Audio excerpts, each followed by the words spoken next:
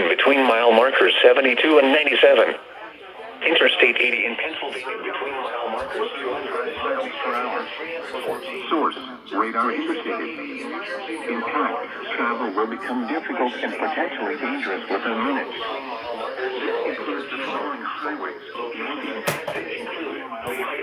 Mount Pocono, East Stroudsburg, Tobiana, Palmerton, Jim Thorpe, Nesquehoning, Wind Gap, Weatherly, Stormville, Wary Lake, Pocono Pines, Lake Harmony, Skitoff, Tannersville, Long Pond, Christabel, Sun Valley, Reeders and Beltsville State Park. Slow down. Rapid changes in visibility and road conditions are expected with this dangerous snow squall.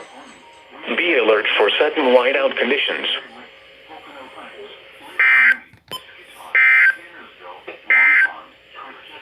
The following is an